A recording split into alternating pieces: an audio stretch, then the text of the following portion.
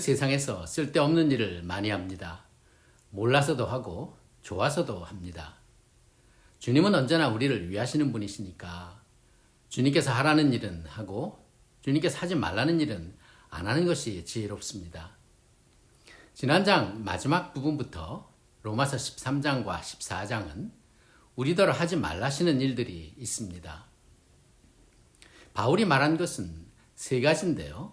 첫째는 원한을 갖고 살지 말라는 것, 둘째는 권력에 대해 거리를 두라는 것, 그리고 셋째는 남을 판단하는 일에 생각과 시간을 쓰지 말라는 것입니다. 이런 것들은 우리에게 유익하지 않을 뿐 아니라 이것이 다 하나님께서 하실 일이라는 것인데요. 우리는 이런 일들을 하면서 세월을 보냅니다. 이것은 그리스도인이 세상과 어떤 관계 속에서 살아가야 하는지를 설명합니다. 그리스도인들이 세상에서 원한을 갖게 될 때 어떻게 그것을 다루어야 하는지, 또 세상의 강한 것들, 즉 세상의 권세와 법에 대해서는 어떤 태도를 가져야 하는지, 그리고 세상의 연약한 이웃을 어떤 마음으로 만나야 하는지, 이 세 가지에 대해서인데요. 이 모든 관계의 근원은 사랑으로 요약될 수 있습니다. 먼저 원수 갚는 것에 대해서는 소설이나 영화의 주제로 많이 쓰였습니다.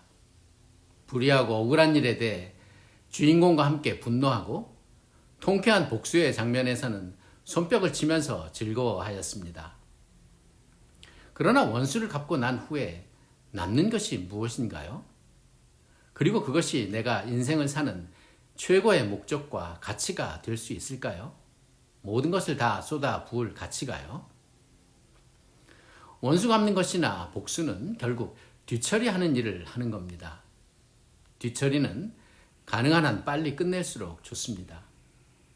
그래서 해가 지도록 분을 품지 말라고 하였습니다. 우리는 이 말씀을 실천해야 합니다. 그리고 마귀의 괴계를 알지 못하는 바 아니라고 하신 것은 복수는 멋진 일이 아니라 우리가 속는 일이라는 것을 말해줍니다. 거기엔 위험이 따르기도 합니다. 그러므로 그리스도인은 항상 의를 추구하는 일에 단호하여야 하지만 지나간 일에 묶여 있으면 안 됩니다. 살다 보면 섭섭한 일도 생기고 화가 날 때도 있지만 그것이 오래 머물러 있지 못하게 해야 합니다. 그리스도인들은 뒤끝이 없어야 하지요. 그 대신 불의에 대해서는 하나님께서 심판하실 것입니다. 주님은 우리가 더 의미 있고 창조적인 일에 힘쓰기를 원하십니다. 그리고 권력에 대해서는 권력은 하나님이 주신 것이고 하나님께 속한 일입니다. 우리가 이것을 이해할 필요가 있습니다. 바울은 권세에 복종하라고 합니다. 권력에 복종하라는 말씀에는 동의하기 어려워하는 분들이 계실지도 모릅니다. 우리 모두는 각자의 정치적인 경향을 가지고 있으니까요. 그리고 그것은 물론 존중받아야 마땅합니다. 그러나 이 말씀은 불의한 일에도 침묵하거나 항거할 수 없다는 말은 아닙니다. 또 정부를 꼭 지지해야만 한다는 의미도 아니고요. 구약의 선지자들은 당시 권력자들과 종교 지도자들의 불의를 책망하고 또 돌이킬 것을 촉구하였습니다. 우리도 지난날 3.1 독립운동은 기독교의 주도하에 이루어졌고요. 민주화의 과정에서도 교회가 담당한 역할은 지대하였습니다. 교회는 사회에서 정의의 파수꾼이고 가난한 자들의 편에 서서 감당해야 할 사명이 있습니다. 권력에 복종하라는 의미는 권력지향의 삶이 되지 말라는 의미입니다. 초대 예루살렘 교회의 사도들은 구제의 문제에 당면하면서 그런 이해관계에서 손을 뗐습니다. 그리고 기도와 말씀에 전념하기로 했죠. 교회나 교회 지도자나 성도가 권력과 또 정치적인 관심에 지나치게 시간과 정열을 쏟는다면 신앙생활에 방해가 되고 영적인 후퇴를 가져올 것입니다. 누가복음 9장에는 주님을 쫓기 전에 먼저 부친을 장사하도록 허락해 달라는 자에게 예수님께서는 죽은 자들로 자기의 죽은 자들을 장사하게 하고 너는 가서 하나님의 나라를 전파하라고 하셨습니다. 또 가족에게 작별 인사하고 오겠다고 하는 자에게는 손에 쟁기를 잡고 뒤를 돌아보는 자는 하나님의 나라에 합당치 않다고 하셨습니다. 당장 급한 일도 없는데 그것조차도 허락지 않으시는 주님이 이해가 되십니까? 주님은 그에게 장례도 또 작별 인사조차도 허락하지 않으실 만큼 엄격하십니다. 그렇다면 나도 이 문제를 엄격하게 다룰 필요가 있습니다. 세상 일은 내가 장례하지 않아도 또 작별 인사하지 않아도 된다는 것이지요. 분명히 주님은 우리가 이 세상의 일에 얽매여서 시간과 생각을 소모하는 것을 원하지 않으십니다. 세상 일을 세상 사람들에게 맡긴다고 해서 내가 불안해할 필요는 없습니다. 그렇다고 세상의 뜻대로 되는 일은 아니니까요. 모든 것을 다스리시는 하나님께서 주님의 뜻대로 다 이루실 것입니다. 주님은 국가나 교회에 지도자를 세우셔서 많은 일을 봉사하게 합니다. 그것이 우리가 국가의 지도자나 또 교회나 교단의 지도자들을 위해서 기도해야 하는 이유입니다. 예수님은 하늘과 땅의 모든 권세를 가지신 분이셨지만 누가 큰 자인가를 서로 다투는 권력지향의 제자들에게 누구든지 크고자 하는 자는 너희를 섬기는 자가 되어야 한다고 하셨습니다. 주님의 나라는 이 세상에 있는 나라가 아니었습니다. 우리의 생각과 마음도 하나님의 나라에 있어야 하는데요. 자, 이제 남을 판단하는 일에 관해서는 주님은 그것을 기분 나빠하십니다. 그것 역시 하나님의 일이시기 때문입니다. 나의 종을 내가 판단하느냐고 하셨지요.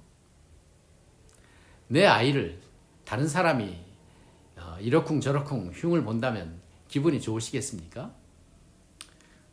또 그건 반대로 다른 사람이 나를 판단할 때도 주님은 싫어하실 것입니다. 그것을 안다면 나는 판단하는 일을 멈춰야 할 것입니다. 우리가 비판하지 않아야 할 것은 비판받을 그 사람 때문이 아니라 하나님 때문입니다. 하나님이 세운 사람, 하나님이 받은 사람을 우리가 받지 않는 것은 우리가 하나님보다 더 의롭다는 것인가요?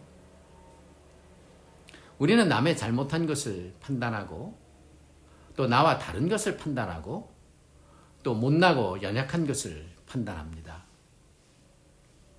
먼저 남의 잘못을 판단하기에는 사실 나는 이것을 판단할 자격이 없습니다. 우리 주님은 산상수훈에서 형제의 눈 속에 있는 티는 보고 내 눈 속에 있는 들보는 깨닫지 못하느냐고 하셨습니다. 우리는 비판하지만 않아도 불쌍히 여김을 받을 것입니다. 그러나 남을 비판하고 정죄한다면 어떻게 나 자신이 주님의 판단을 피하고 자비를 구할 수가 있겠습니까? 또 우리는 나와 다른 것을 판단합니다. 우린 흔히 나와 다른 것을 잘 용납하지 못합니다. 나와 다른 것을 나쁜 것이라고 생각하니까요. 여기에 바울은 놀라운 융통성을 보여줍니다. 그는 유대인들에게, 율법 없는 자들에게, 또 약한 자들에게 스스로 그들처럼 되어서 모든 사람에게 모든 모양이 되었다고 하였습니다. 그것은 오직 그들을 얻기 위해서였지요. 나는 나와 다른 누구에게나 친구가 될 수 있습니까? 우리 연약한 것을 판단하지만 또 연약한 자를 받아들일 수 있는 마음이 없다면 아무리 내가 완전하고 완벽해도 그것은 부족합니다.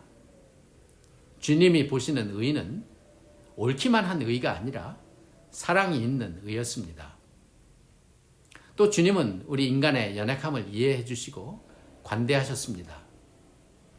잡히시기 전 겟세마나에서 졸고 있는 제자들을 보시면서 마음은 원하지만 육신이 약하구나 라고 하신 그 대목을 기억하십니까?